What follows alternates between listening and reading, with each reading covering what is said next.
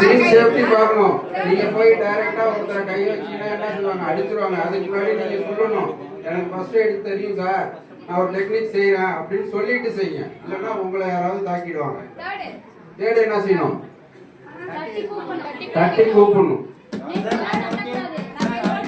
ஷோல்டர்ல தட்டணும். ஷோல்டர்ல தட்டி சார் எழுதுறீங்க அப்படின்னு சொல்லணும். அதுக்கு அவங்க எந்த ரெஸ்பான்ஸும் பண்ணல. நெக்ஸ்ட் என்ன செய்யணும், கால் 108. யாராச்சும் ஒரு நாள் சார் ஆம்புலன்ஸுக்கு உடனே நீங்க கால் பண்ணுங்க, சுயநினைவு இல்லைன்னு சொல்லுங்கன்னா அவங்க அந்த எக்யூப்மெண்டோட ஆம்புலன்ஸ் வரும். நெக்ஸ்ட் என்ன செய்யணும், பல்ஸ் பார்க்கணும். பல்ஸ் செக் பண்ணணும். அதே சேம் டைம் என்ன பண்ணணும், நுரையீரலையும் செக் பண்ணணும். எப்படி பண்றோம், நம்மளோட பல்ஸ் இதையும் சேம் டைம்ல செக் பண்ணணும். எதனால 10 செகண்ட் செக் பண்றோம்.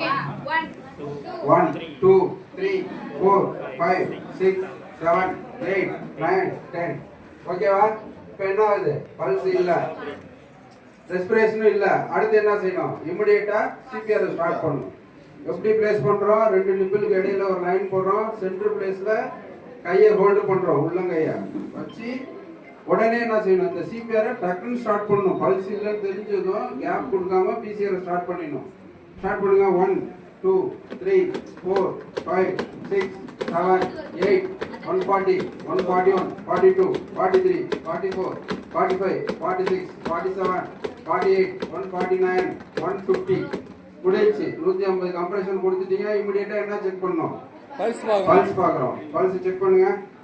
பல்ஸ் வந்திருக்கா, வரல, இல்லைன்னா என்ன செய்யணும், திரும்ப அதே சிபிஆர் பண்ணணும். எது வரைக்கும் பண்ணணும், ஆம்புலன்ஸ் வர வரைக்கும் பண்ணணும்.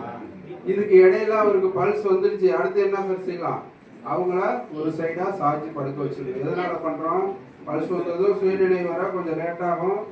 அந்த வாயில உள்ள செக்ரேஷன்லாம் நுரையீரல இறங்கிடாம இருக்கிறதுக்கு அவங்கள ஒரு சைடா சாய்ச்சி படுக்க வைக்கிறோம். ஓகேவா? எல்லாரும் பண்ணலாமா?